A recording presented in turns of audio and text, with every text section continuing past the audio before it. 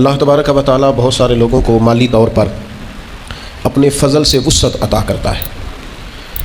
ان کے قریبی لوگوں سے بڑھ کر بعض اوقات ان کے اپنے بہن بھائیوں سے بھی زیادہ اللہ تعالیٰ انہیں نوازتا ہے. لیکن یہ یاد رکھیے گا کہ جب اللہ تبارک و تعالیٰ کسی کو رزق میں مال میں وسعت عطا کرتا ہے تو اس میں اللہ تعالیٰ غریبوں کا بھی حصہ رکھتا ہے. اس میں ضعیفوں کا، کمزوروں کا، غرباء کا، مساکین کا حصہ ہوتا ہے. الحمدللہ اللہ تعالیٰ مسلمانوں کو توفیق عطا کرتا ہے. مسلمان اپنے غریب بہن بھائیوں کے لیے اپنے جائز اور وسیع مال میں سے خرچ کرتے ہیں. وہ خرچ کرنا بہت بڑی سعادت کا باعث ہوتا ہے، بہت بڑی نعمت کا باعث ہوتا ہے. اللہ کے حضور اس کا بڑا درجہ اور مقام ہے. لیکن ایک شرط ہے صرف اس خرچ کرنے میں. اگر اس شرط کو پورا کر لیا جائے تو پھر تو اس کا اجر اتنا وسیع ہو جاتا ہے، پھر تو اللہ کی بارگاہ سے اتنی وسعت نصیب ہوتی ہے کہ انسان کے دل اور ذہن سے ہر قسم کا غم اور حزن دور ہو جاتا ہے. یہ قرآن مجید کی سورہ بقرہ ہے. اللہ تعالیٰ نے فرمایا الذین ينفقون اموالهم فی سبیل اللہ، فرمایا وہ لوگ جو اپنا مال اللہ کے راستے میں خرچ کرتے ہیں. ثم لا يتبعون ما انفقوا منا ولا اذى، وہ خرچ کرنے کے بعد نہ احسان جتلاتے ہیں نہ ان لوگوں کو تکلیف دیتے ہیں جن پر خرچ کیا. احسان جتلانا ہی بہت بڑی تکلیف ہے.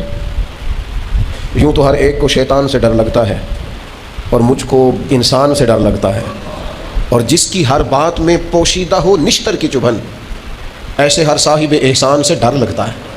وہ احسان کرے گا اور نشتر چبھوئے گا.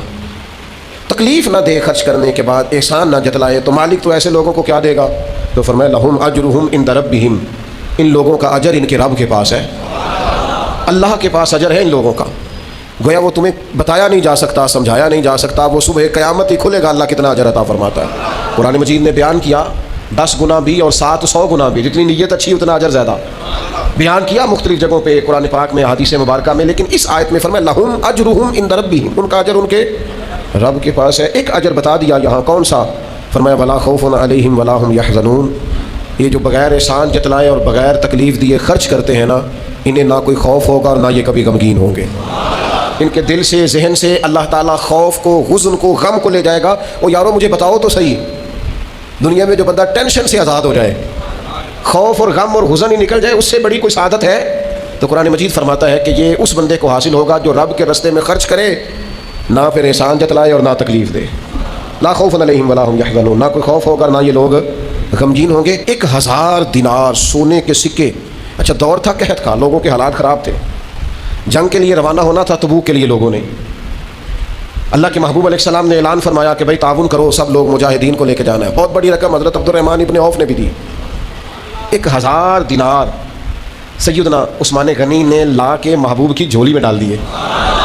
حضور نہ ان پیسوں میں انگلیاں پھیرتے. اور جو لفظ ہیں صحیح حدیث میں وہ بڑے انوکھے ہیں. حضور فرمانے لگے آج کے بعد عثمان کوئی عمل بھی کرے انہیں نقصان کوئی نہیں ہوگا. اور ایک روایت میں محبوب نے فرمایا اے اللہ میں عثمان سے راضی ہوں، تو بھی اس سے راضی ہو جا. راہ خدا میں جب کوئی خرچ کرتا ہے لیکن اس کی طبیعت میں تکلف پیدا نہ ہو، بوجھ نہ محسوس کرے، خرچ کرے تو احسان نہ جتلائے، جس کی ہر بات میں پوشیدہ ہو نشتر کی چبھن، ایسے ہر صاحب احسان سے ڈر لگتا ہے. میرے عزیزو، طاقتور بندہ ہوتا ہے جو خرچ کرتا ہے لیکن نہ کسی کو تکلیف دیتا ہے نہ اذیت پہنچاتا ہے. بلکہ جو پرانے بزرگ تھے وہ تو کہا کرتے تھے، جو بڑے لوگ تھے وہ تو کہتے تھے کہ یار یہ حصہ غریبوں کا ہی تھا، بس ہماری تو اللہ نے دینے کی ڈیوٹی لگائی ہے، ہم کون ہوتے ہیں کسی کو کچھ دے سکیں. حضرت عثمان غنی رضی اللہ تعالیٰ عنہ کو اللہ تعالیٰ نے مالی طور پر بڑی وسعت عطا کی، لیکن جتنی اللہ نے مالی وسعت دی نا، اس سے بڑا اللہ نے دل بھی عطا فرمایا. کچھ لوگوں کے پاس تجوری بڑی ہوتی ہے، دل بڑا چھوٹا ہوتا ہے. ان کے پاس بینک بیلنس بڑا ہوتا ہے پر ذہن بڑا چھوٹا ہوتا ہے. بڑی باتیں بڑے لوگ کرتے ہیں اور بڑا اس پر لوگ تبصرہ کرتے ہیں. میں نے ایک سادہ سے بابا جی کی بات سنی تو وہ کہنے لگے پیسے اللہ سب کو دیتا ہے لیکن قبول کسی کسی کے کرتا ہے. ایسا نہیں کہ فلانا خرچ نہیں کر رہا، اس کے قبول نہیں کیے جا رہے. وَمِمَّا رَزَقْنَاهُمْ يُنْفِقُونَ، اللہ کہتا ہے تو نے کو اپنی طرف سے نہیں دینا، اس میں سے خرچ کر جو میں نے تجھے عطا فرمایا ہے. ہمارے دیے ہوئے میں سے ہماری راہ میں خرچ کرنا ہے. اور اس میں بھی لوگ بوجھ محسوس کرتے ہیں. میں نے دیکھا ہے چہرہ ہی بدل جاتا ہے، رخ ہی بدل جاتا ہے، انداز ہی بدل جاتا ہے. آپ جان مانگے تو حاضر ہے. صحیح کہہ رہا ہوں آپ سے. کھانے آپ کو کھلائے جائیں گے، دعوتیں کھلائی جائیں گی. یہ لوگوں کا خیال ہوتا ہے فلانے بندے پہ لوگ بڑا مال نچھاور کرتے ہیں، راہ پہ آ جانی ہے یا وہاں پہ آ جانی ہے. یہ تو پتہ چلتا ہے جب میدان لگتا ہے. ساری خوش فہمیاں فٹافٹ دور ہو جاتی ہیں. آپ کسی بندے سے سارا کچھ طلب کریں، اس کا ٹائم مانگے، خدمت مانگے، وہ ہر چیز دینے کو تیار ہے. جس دن آپ نے کہا نا پائیا 50 گزار دی لوڑ سی، طبیعت ہی خراب ہو جاتی ہے. تو یہ کسی کسی کو توفیق ہوتی ہے کہ جس کی گنجائش بھی بڑی ہو اور ساتھ اس کا دل بھی بڑا ہو. لیکن یاد رکھنا جب اللہ تعالیٰ کسی کو عطا کرتا ہے تو وہ تنہا اس کا نہیں ہوتا، اس میں رب کریم نے غریبوں کے حصے بھی رکھے ہوتے ہیں. مساکین کے حصے بھی ہوتے ہیں, یتیموں کے بھی حصے ہوتے ہیں, غریب بہن بھائیوں کے بھی حصے ہوتے ہیں, اس کا ضرور خیال رکھا جائے. عثمان غنی کو اللہ نے بڑا دیا, لیکن پتہ ہے ان کا کمال کیا تھا؟ مسجد نبوی میں وسعت کرنی ہے, زمین خریدنی ہے, فوراً خرید کے پیش کر دی. مسلمانوں کو ٹھنڈے پانی کی ضرورت ہے, ایک کنواں چاہیے, بیر رما کا کنواں فوراً خرید کے پیش کر دیا. کسی صحابی کو ضرورت پڑی, حضور کے اہل بیت کی بارگاہوں میں نذرانے پیش کرنے کا وقت آیا, کہیں کسی موقع پر کوئی بھی ایسا معاملہ آیا تو خرچ کرنے والوں پہلی صفوں میں جناب عثمان غنی سب سے آگے نظر آئے. یہ اللہ تبارک و تعالیٰ نے ان کو وسعت عطا کی تھی, اور ہر مقام پر انہوں نے دل کھول کر, سینہ کھول کر اپنی طبیعت کے مطابق خرچ کیا.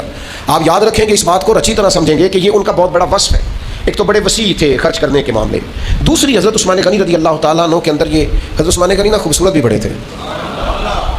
ایک مقام پہ فرمایا, حدیث پاک میں نبی کریم علیہ السلام نے فرمایا کہ جب تمہیں کوئی ضرورت پڑے نا, حاجت پڑے, تو روشن چہرے والے آدمی سے بات کیا کرو, خوبصورت چہرے والے لوگ. یہ چہرہ بھی بہت بڑی دلیل ہوتا ہے, بہت بڑی علامت ہوتا ہے. چہرے کا تابناک ہونا, روشن ہونا, اس سے مراد یہ نہیں کہ آدمی بڑا گورا چٹا ہو. چہرے کا روشن ہونا اور چیز ہے, تابناک ہونا اور چیز ہے, وزادار ہونا اور چیز ہے. اللہ کے محبوب نے تو فرمایا جسے دیکھ کے رب یاد آئے وہ اللہ کا ولی ہے. چہرے جو ہوتے ہیں نا, چہرے ہی ہوں گے قیامت میں. وجوہ یومئذ ناظرہ الی ربہا ناظرہ. فرمایا قیامت میں کچھ چہرے چمکدار ہوں گے, کیوں؟ اس لیے کہ اپنے رب کا دیدار کریں گے. چمکدار ہوں گے کچھ چہرے, اللہ کو دیکھیں گے, چمک اٹھے. حضرت عثمان غنی اتنے خوبصورت تھے کہ حضور علیہ السلام سے ایک شخص نے پوچھا, جنت میں بجلی ہوگی؟ ہے نا بجلی کا ذکر قرآن میں, یکاد البرق یخطف ابصارہ, بجلی ہوگی جنت میں. تو اللہ کے حبیب علیہ السلام فرمانے لگے, جب عثمان غنی جنت میں منتقل ہوں گے تو ان کے چہرے کی برکت سے اللہ نور علی نور فرما دے گا. سونے بڑے تھے لیکن اتنے خوبصورت تھے, اس کے ساتھ اتنے وزادار تھے. حضرت عثمان غنی قسم اٹھا کے کہتے ہیں, اور یہ دعویٰ چند لوگوں نے کیا ہے دنیا میں, قسم اٹھا کے حضرت عثمان غنی کہتے ہیں مجھے اللہ کی قسم, قبولیت اسلام کے بعد تو خیر رنگ ہی اور ہے.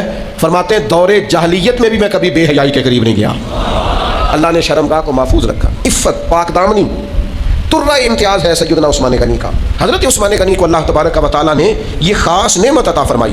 پھر اس کے بعد حضرت سیدنا عثمان غنی رضی اللہ تعالیٰ عنہ کو مزاج اللہ تبارک و تعالیٰ نے ایسا دیا تھا کہ جب سخت فتنے آ گئے تھے نا, آزمائشیں آ گئی تھیں, کبھی کبھی انسان پر ایسا وقت آتا ہے کہ چاروں جانب سے اسے فتنے گھیر لیتے ہیں. ایک درویش کہا کرتے تھے کبھی کبھی پتھر کھانے کا ٹائم آ جاتا ہے, تو بندے کو چاہیے نا کہ پھول کھانے کے دنوں میں جس طرح وہ خوش رہا ہے, اسی طرح اللہ کی رضا پر ان دنوں میں بھی خوش رہے.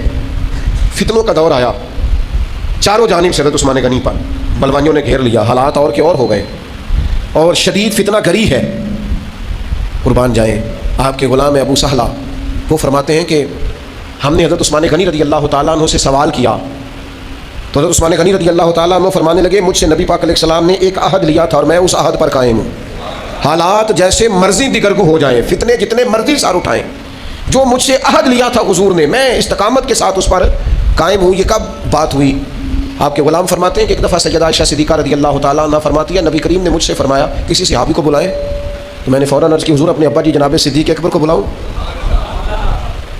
حضور فرمانے لگے نہیں, ہر موقع ہر شخص کا تو نہیں نہ ہوتا, سب کی اپنی اپنی شان ہے اور اپنی اپنی انفرادیت بھی ہے. تو میں نے عرض کی حضور عمر فاروق کو بلاؤں؟ فرمایا نہیں. میں نے کہا آپ کے چچا کے بیٹے شیر خدا کو بلاؤں؟ کہا نہیں. حضور کس کو بلاؤں؟ فرمایا عثمان غنی کو بلاؤ.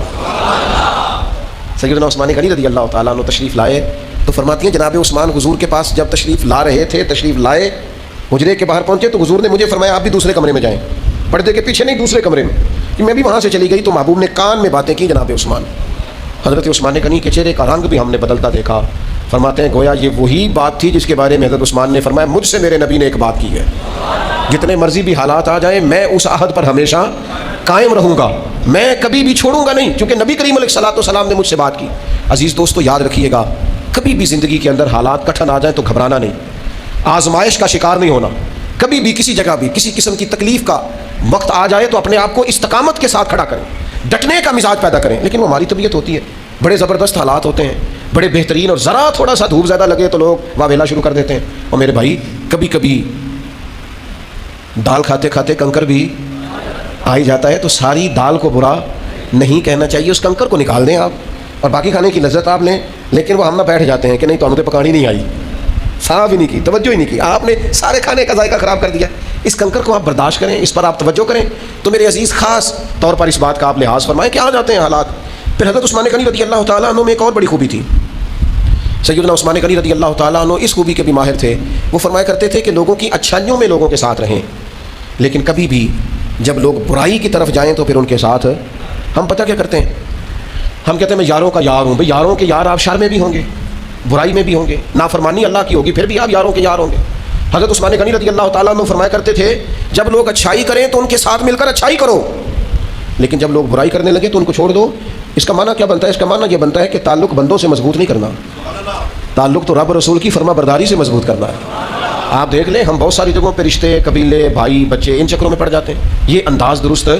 ایک بات اور حضرت عثمان غنی کی زندگی سے آج ہم نے سیکھنی ہے، وہ کیا ہے؟ وہ ہے خشیت الہی. ہمارے ہاں نا بہت سارے لوگوں نے سہارے ڈھونڈ لیے ہیں جنت میں جانے کے لیے. کچھ کا خیال یہ ہے کہ میں نے صدقے بڑے کیے ہیں لہذا جنت میں چلے جانا ہے، کچھ کا خیال ہے پیر سامنے لے جانا ہے فٹافٹ، پرواہ کوئی نہیں، کچھ کروں چاہے نہ کروں. اور بڑی باتیں ہیں. یہاں لوگ بچے داخل کرانے آتے ہیں، وہ کہتے ہیں یہ بچہ میرا داخل کر لیں، چلو ہماری بھی بخشش کا کوئی سبب بن جائے. تو میں کہتا ہوں بچہ حفظ کرے گا، آپ کی بخشش کا سبب تو بنے گا، لیکن اگر آپ نے حقوق العباد ساری زندگی ضائع کی ہیں تو اس حافظ کی سفارش وہاں کیا کرے گی؟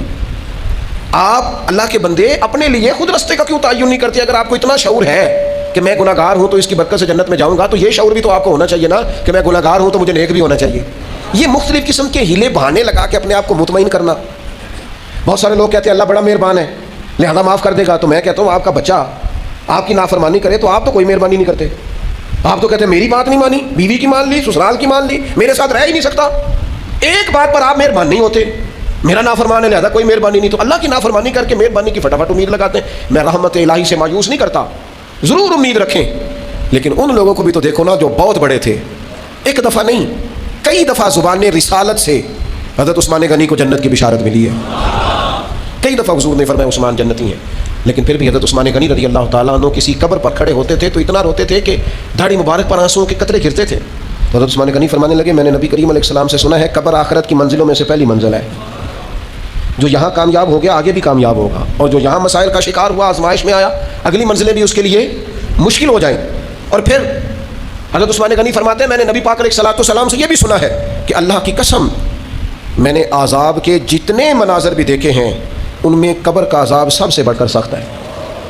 لہٰذا حضرت عثمان غنی رویا کرتے ہیں. اور حضرت عثمان غنی ایک اور حدیث بھی روایت کرتے ہیں، فرماتے ہیں نبی پاک علیہ السلام جب میت کو دفن کر کے فارغ ہوتے تھے نا، کسی کا جنازہ ہوتا، جنازے کے بعد تدفین ہوتی، اور تدفین سے جب اللہ کے محبوب علیہ السلام فارغ ہوتے تو قبر کے پاس کھڑے ہو کر حضور فرماتے اپنے بھائی کے لیے استغفار کرو، اس کے لیے دعا کرو کہ یہ ثابت قدم رہے، کیونکہ اس سے اب پوچھ گچھ شروع ہو رہی ہے، اب قبر میں سوال جواب کا وقت آ گیا. لہٰذا اپنے بھائی کے لیے اب دعا استغفار، یہ ٹائم ہے دفن کرنے کے بعد دعا کریں. اللہ ہم سب کے حق میں رحمت والا فیصلہ کرے. ہم کمزور لوگ ہیں، زمین کے اوپر بھی اللہ رحم ہی فرمائے اور زمین کے نیچے بھی اللہ رحم ہی فرمائے. اللہ کریم رحمت فضل اور کرم والا معاملہ فرمائے. دوسری بات یہ تھی کہ حضرت عثمان غنی میں زہد بڑا تھا. ہم نا آہستہ آہستہ اعمال حسنہ سے جان چھڑاتے ہیں اور نوافل پر تو بالکل خیال نہیں کرتے. آج کل میں بڑی تلقین کرتا ہوں دوستوں کو کہ یہ دن ہے 4 سخت گرمی کے، جن میں فجر میں اٹھنا تھوڑا مشکل ہے. توجہ کریں تھوڑی سی، بڑے الارم لگائیں، فجر کی نماز کے لیے اپنے آپ کو بیدار کریں، اپنے اندر ذوق پیدا کریں. اور جن لوگوں کو ان دنوں میں تہجد تھوڑی مشکل محسوس ہو، وہ رات کو جب سونے لگیں تو کچھ نفل پڑھ کے سو جائیں تاکہ قیام اللیل کا کچھ موقع نصیب ہو. کوشش کریں، چلے کبھی صحیح ٹھنڈے دنوں میں صحیح، لیکن کبھی پیر شریف کا روزہ بھی نصیب ہو جائے. حضرت عثمان غنی امیر المومنین ہے، لیکن ایک غلام نے، حضرت مغیرہ بن شعبہ رضی اللہ تعالیٰ عنہ کے غلام نے آپ کو اپنی شادی پہ بلایا، دعوت دی. حضرت عثمان غنی رضی اللہ تعالیٰ عنہ شادی پہ پہنچ گئے اور غلام نے کہا حضور کھانا کھائیے. تو فرمانے لگے میں تو نے دعوت دی تھی، برکت کی دعا کرنے کے لیے حاضر ہو گیا ہوں، لیکن فرمانے لگے کھانا اس لیے نہیں کھا سکتا کہ میں نے اللہ کی توفیق سے روزہ رکھا ہوا ہے. تمہارا دل نہ ٹوٹے، آ گیا، کھانا نہیں کھا سکتا کیونکہ خدا نے توفیق دی ہے، فضل کیا ہے، کرم کیا ہے، اور میں روزے سے ہوں. حضرت عثمان غنی رضی اللہ تعالیٰ عنہ کو اللہ نے پھر لوگوں کی طبیعتوں میں نہ تکلف بڑا آ گیا ہے. ہر آدمی کی کچھ نہ کچھ شان ہے، ہر آدمی کا وزٹنگ کارڈ ہے، ہر ایک کے پاس حوالے ہیں. ہم اس صف میں کھڑا ہونا پسند نہیں کرتے جس صف میں اللہ کی ساری مخلوق کھڑی ہے. ہم خوش ہوتے ہیں کہ دیکھا نا جناب فلانے نے مجھے اندر بلا لیا لائنیں توڑوا کے، ٹھیک ہے اس نے آپ سے محبت کی، لیکن آپ اس چکر میں نہ پڑیں کہ میں کوئی بڑی شے ہوں. آپ زمین پر رہیں. حضرت عثمان غنی کروڑ پتی تھے اپنے زمانے میں، پھر امیر المومنین بنے تو لاکھوں مربع میل کے حکمران تھے. لیکن صحابہ فرماتے ہیں کہ مسجد میں سنگریزے پڑے تھے، چھوٹے چھوٹے پتھر. تو حضرت عثمان غنی کو ہم نے دیکھا کہ وہ اپنے جوتوں کے ساتھ وہ پتھر ہٹا رہے تھے. جا کے حضور یہ کیا کر رہے ہیں؟ فرمایا یار نمازی آئیں گے نماز پڑھنے والے تو ان کے پیروں کو چبھیں گے. میں نے کہا تھوڑی صفائی کر دوں، تھوڑا ذرا ان کو ہٹا دوں تاکہ رستہ بن جائے. انسان کو اپنے پیسوں سے، اپنے قد سے، اپنے القابات سے تو بڑا نہیں ہوتا، وہ اپنے کردار سے ہی بڑا ہوتا ہے. اخلاق سے بڑا ہوتا ہے. اور نبی کریم علیہ السلام نے فرمایا میرے صحابہ میں جو اخلاقی طور پر مجھ سے زیادہ شباہت رکھتے ہیں نا، جن کا اخلاق مجھ سے زیادہ ملتا جلتا ہے، وہ بھی سیدنا عثمان غنی ہے. اخلاق کی جو خاص پیروی حضور کی ہے وہ سیدنا عثمان غنی رضی اللہ تعالیٰ عنہ نے کی ہے. پھر